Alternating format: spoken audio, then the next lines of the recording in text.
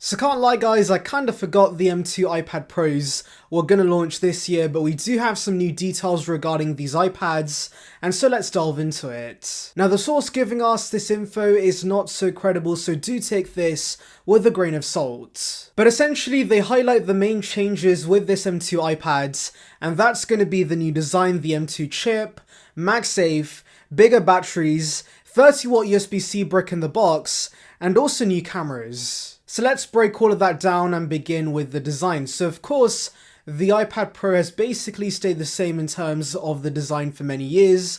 The 2018 version was peak iPad design, and there's not a lot that Apple can change with this design. And so yes, I'm not exactly sure what's going to be the new design with this iPad, since I do think the flat sides are going to stay because of Apple Pencil support, and the bezels are thin enough. Making it even thinner could make it uncomfortable since of course you need to place your fingers somewhere when holding the iPad.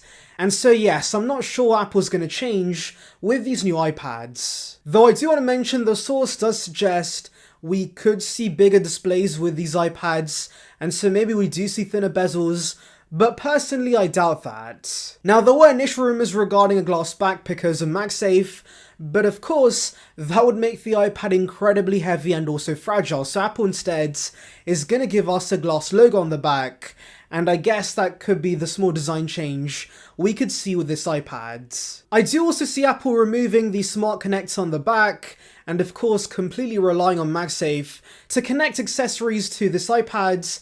But yes, apart from that, I'm really not sure what Apple's going to change with this iPad. Now the next upgrade's pretty straightforward, and that is the M2 chip. Now to be honest, I'm not excited about this. For one, the M2 has been a pretty lackluster update, many are unimpressed with the upgrades, but more importantly the M1 is not utilised properly with the iPads, so giving us even more power is going to be pretty redundant. Like seriously, what's the point of having these M series chips if we're not getting pro applications for the iPads? And so yes, I could care less about this M2 upgrade. Really, the M2 upgrade is a pure production move from Apple because I'm sure it's easier for Apple to share M2 motherboards with the Macs and of course these iPads. Also just realised, but this means we could see 24 gigs of RAM with the higher storage tiers of this iPad.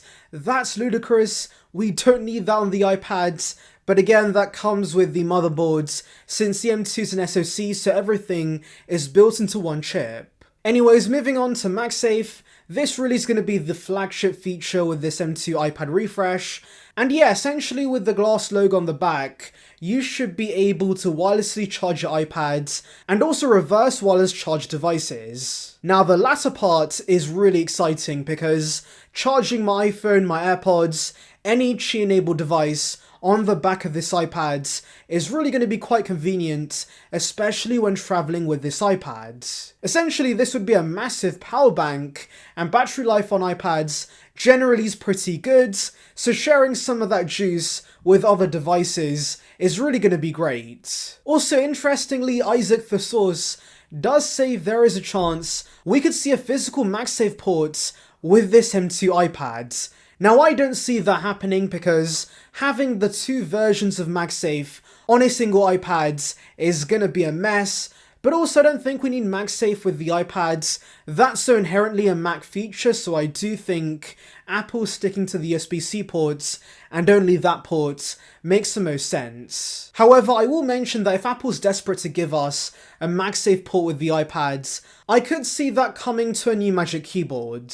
Also, do remember the iPad's a pretty thin device, so I'm sure there's not a lot of space inside it to give it a MagSafe port, and so yeah, I'm pretty confident this is not going to be the case. Anyways, let's move on to the next feature I'm pretty hyped about and also makes sense, and that is a larger battery inside. So of course, with this basically now being a power bank, having a bigger battery inside means that you can use the extra juice towards your Qi-enabled devices to charge with the iPad. But also there have been reports for years that the Magic Keyboard does create battery drains, so to fix that, Apple can now give us a bigger battery inside.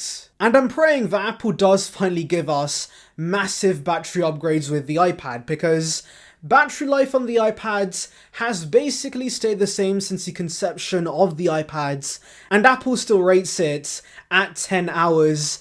And so yes, I'm hoping these M2 iPads can go beyond that. And of course, with the bigger battery inside, it does make sense to give us a 30-watt brick in the box. That is a nice upgrade over the 20-watt brick we have right now, but I do think this again is a supply move because the base M2 MacBook Airs do have the same brick, so sharing that with the iPads would of course be much easier to produce. Either way, I'm happy the brick is still in the box. I believe Samsung's removed the brick from their tablets, and so I was worried that Apple was going to follow suit, but that might not be the case. And finally, we have the most pointless upgrades, and that is new cameras. So yes, this source believes we could see new cameras with this iPad.